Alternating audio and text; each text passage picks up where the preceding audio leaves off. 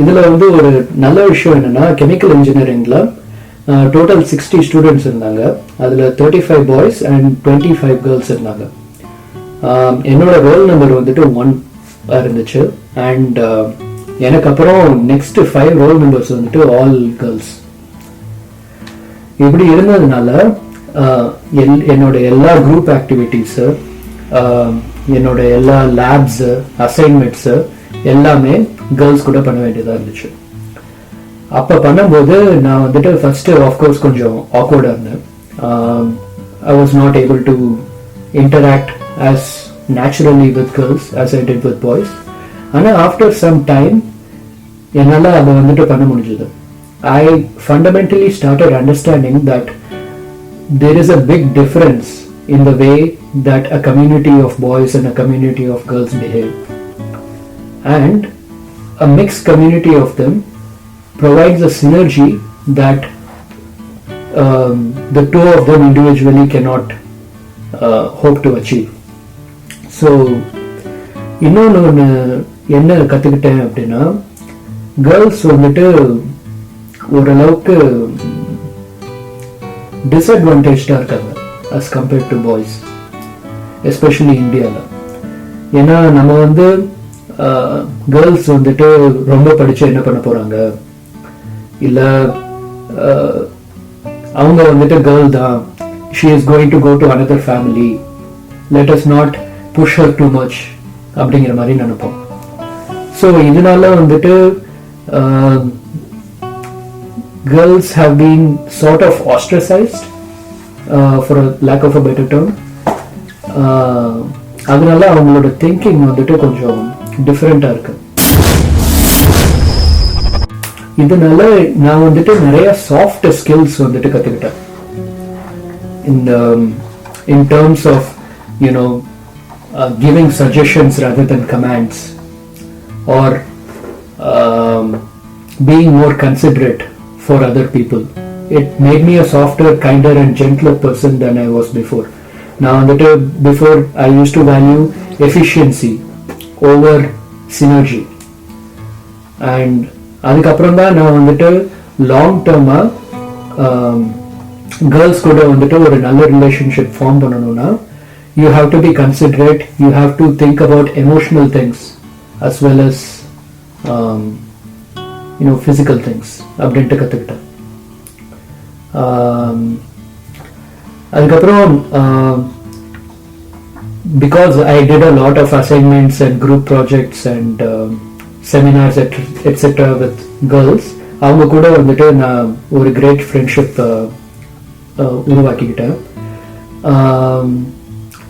இப்பயும் நான் வந்துட்டு if I am feeling lonely or depressed or sad, நான் வந்துட்டு என்னோட ஃபார்மர் கிளாஸ்மேட்ஸை வந்துட்டு டெக்ஸ்ட் பண்ணுவேன். அண்ட் அவங்க வந்துட்டு they will comfort me rather than provide solutions like I would expect from my guy friends. ரார்க்கிலாலேருந்து பாஸ் ஆகிட்டு எனக்கு வந்துட்டு ஒரு 2 years கார்பரேட் எக்ஸ்பீரியன்ஸ் வேணும் அப்படின்ட்டு பிளான் பண்ணியிருந்தேன்.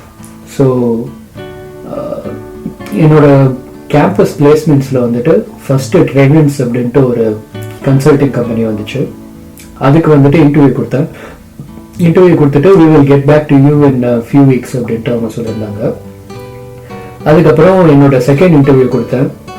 அதுவும் இன்னொரு கன்சல்டிங் கம்பெனி, ஃபார்மசூட்டிக்கல்ஸில் டீல் பண்ணுற ZS அசோசியேட்ஸ் அப்படின்ட்டு ஒரு கம்பெனி. அவங்க வந்துட்டு என்னை ஆன் த ஸ்பாட் ஹையர் பண்ணிட்டாங்க.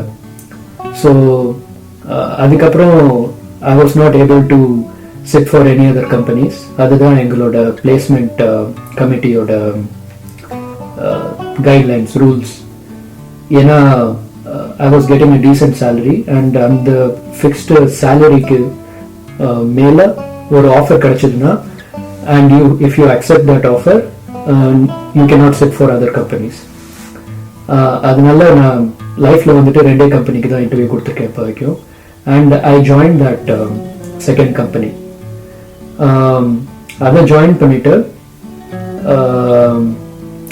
I went to Pune.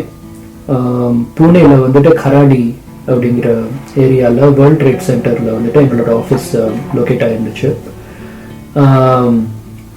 அங்கே போய் நான் வந்துட்டு என்னோட ஃபர்ஸ்ட் கார்ப்பரேட் எக்ஸ்பீரியன்ஸ்க்கு வந்துட்டு போனேன்.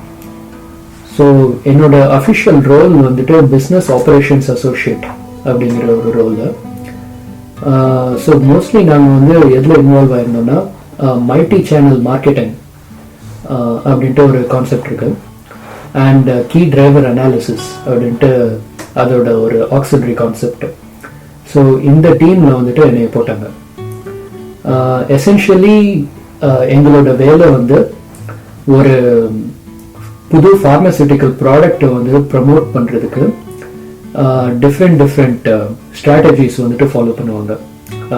சாம்பிள்ஸ் வந்துட்டு கொடுப்பாங்க டாக்டர்ஸ்ட்ட, அண்ட் போய் டாக்டர்ஸ்ட்ட வந்து கால்ஸ் அப்படின்னு கொடுப்பாங்க. சேல்ஸ் ரெப்ரசன்டேட்டிவ்ஸ் போய் பேசி why their drug is better than the ones in the market and what sort of side effects are there and what sort of either they can results they can hope to achieve in patients by giving them this drug, and what sort of conditions can that drug be used to treat அப்படிங்கிற மாதிரிலாம் ஒரு இது ஒரு consultation மாதிரி கொடுப்பாங்க. So அது வந்துட்டு ஒரு ஸ்ட்ராட்டஜி. அதுக்கப்புறம் டிவியில், நியூஸ் பேப்பரில் and different print and social மீடியாஸில் வந்துட்டு இந்த ட்ரக்கை பற்றி அவேர்னஸ் க்ரியேட் பண்ணுவாங்க பீப்புளில். அதுக்கப்புறம் என்ன பண்ணுவாங்கன்னா இந்த ட்ரக்கை வந்துட்டு பற்றி சில பீப்புளுக்கு ஸ்பான்சர் பண்ணி அதை ரிசர்ச் பண்ண வச்சு அந்த ரிசர்ச்சோட ஃபைண்டிங்ஸை வந்துட்டு ஸ்பீச்சாக கொடுக்க சொல்லுவாங்க. அது வந்து பியர் டு பியர் மார்க்கெட்டிங் அப்படின்னு சொல்லுவாங்க. அது அப்போ வந்து இவங்க இந்த ட்ரக்கை வந்துட்டு ஒரு பாசிட்டிவ் லைட்டில் ரிசர்ச் பேப்பர்ஸ் எழுதி அதை வந்துட்டு சில செமினார்ஸில் வந்து ப்ரெசென்ட் பண்ணுவாங்க. ஸோ இந்த எல்லாத்துக்கும் பின்னாடி இருக்க இந்த டேட்டாவை வந்துட்டு கலெக்ட் பண்ணி எந்த மாதிரி கீவேர்ட்ஸ் யூஸ் பண்ணால் பீப்புள் வந்துட்டு பெட்டராக ரெஸ்பாண்ட் பண்ணுறாங்க, எந்த மாதிரி டாக்டிக்ஸை வந்துட்டு எவ்வளோ டைம் ஃப்ரேம்குள்ளே யார்கிட்ட கொடுக்கணும். ஒரு டாக்டர்கிட்ட வந்துட்டு இமெயில் அனுப்புனா அவர் வந்து ஓப்பன் பண்ணுறாரு, ஆனால் சேல்ஸ் ரெப்ரசன்டேட்டிவாக பார்க்க மாட்டேங்கிறாரு. இன்னொரு டாக்டர் வந்துட்டு ஃபேஸ் டு ஃபேஸாக பேசினா ஒரு பெட்டர் அட்வான்டேஜ் இருக்கு. இந்த டாக்டர் வந்து நம்ம ட்ரக்ஸை வந்துட்டு இவ்வளோ இதில் எழுதுறாரு, குவான்டிட்டியில் எழுதுறாரு, மிச்ச டாக்டர்ஸ் வந்து எழுதலை, ஏன் அவங்க எழுதலை, இந்த டாக்டரை இன்னும் கூட எப்படி எழுத வைக்கிறது, இவரை வந்து அந்த டிசீஸை மட்டும் ஸ்பெசிஃபிக்காக பார்க்குற ஒரு டாக்டரா அப்படின்லாம் இந்த மாதிரி கிளாசிஃபிகேஷன்ஸ் மேக் பண்ணி அந்த டேட்டாவை யூஸ் பண்ணி பெட்டராக சேல்ஸ் வந்து இன்க்ரீஸ் பண்ணுறது தான் எங்களோட வேலை ஆஸ் கன்சல்டன்ட்ஸ். ஸோ அதை வந்துட்டு ஒரு 1 year நான் வந்துட்டு ஒர்க் பண்ணிட்டு இருந்தேன். இடைமறிக்கிறேன்.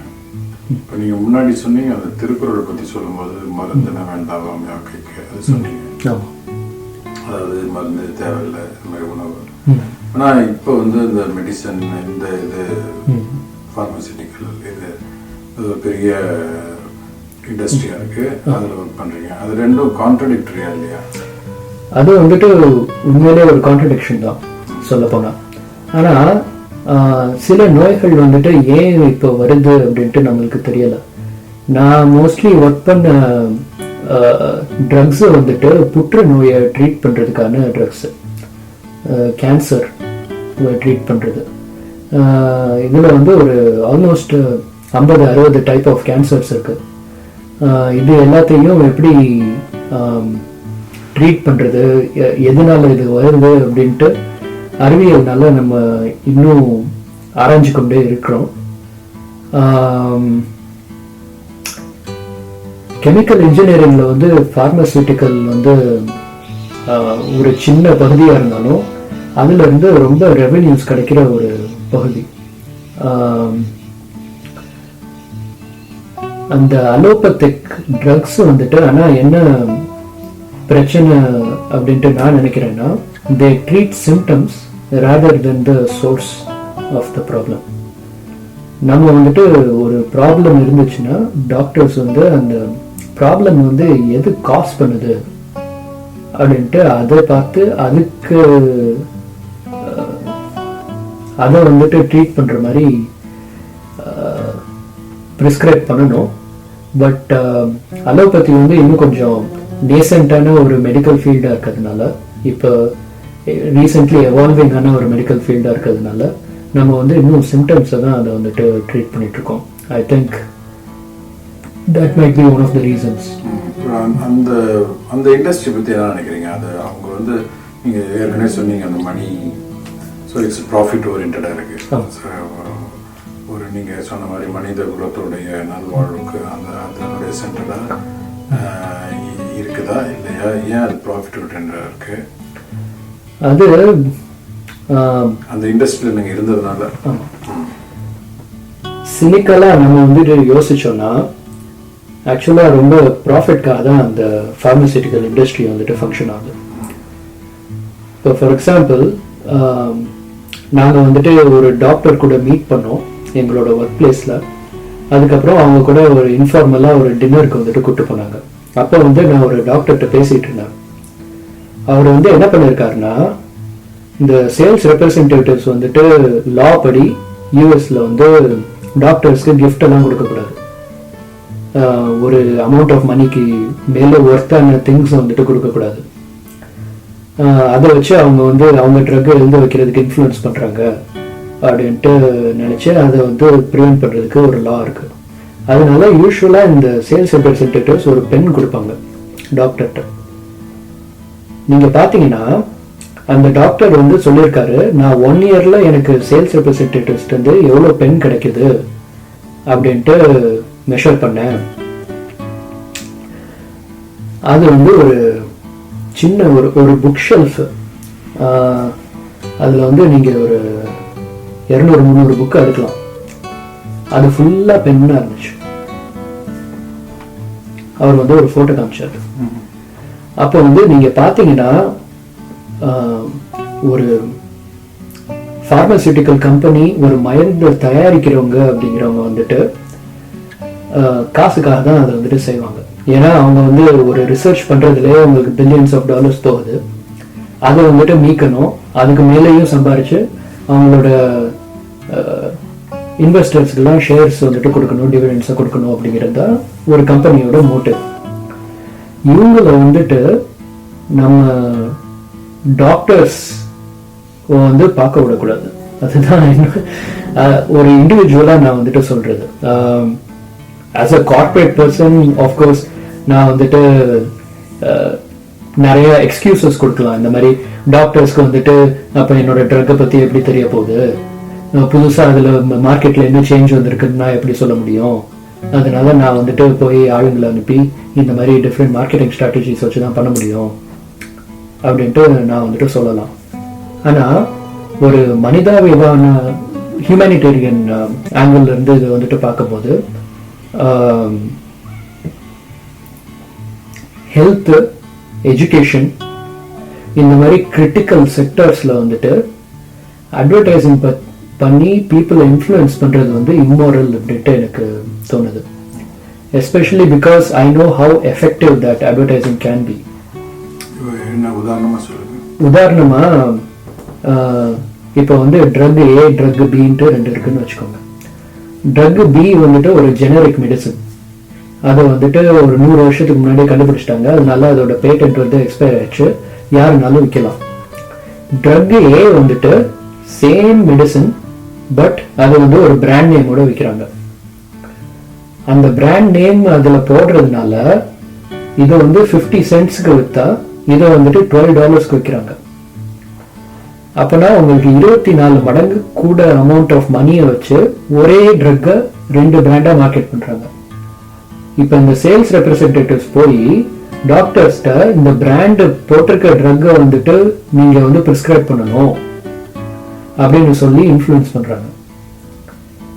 அப்ப உங்களுக்கு 23 மடங்கு கூட காசு வந்துட்டு இந்த கம்பெனிக்கு தான் போகுது. அந்த 23 மடங்குல இருந்து 10 மடங்கு காசு எடுத்து அவங்க வந்து டாக்டர்ஸ்க்கு திருப்பி இன்ஃப்ளூயன்ஸ் பண்றதுக்கு யூஸ் பண்றாங்க. அப்ப நம்மளதான் ஒரு சராசரியான மனுஷனுக்கு வந்துட்டு இந்த 2 ட்ரக்குக்குள்ள எதை வாங்கலாம், 2மே ஒண்ணுதானா இல்ல இன்னொன்னு வந்துட்டு இன்னும் பெட்டரா அப்படின்ட்டு தெரியாத பட்சத்துல டாக்டர்ஸ் தான் அந்த டெசிஷனை வந்துட்டு அவங்களுக்காக மேக் பண்றாங்க. அப்ப வந்து அந்த டாக்டரை வந்துட்டு இன்ஃப்ளூயன்ஸ் பண்றது அப்படிங்கிறது வந்து ஒரு தப்பான விஷயமா தான் எனக்கு தோணுது. ஹவவர் அது வந்துட்டு ஒரு லீகல் விஷயமா தான் இருக்கு. இன்னும் அதுக்கு அகேன்ஸ்டா லா இல்லை. So maybe there must be more nuances to it. Maybe I am still ignorant. ஆனால் நான் ஒரு வருஷம் ஒர்க் பண்ணி எனக்கு இருக்க எக்ஸ்பீரியன்ஸ் படி அவங்க பண்றது வந்து தப்பு தான்.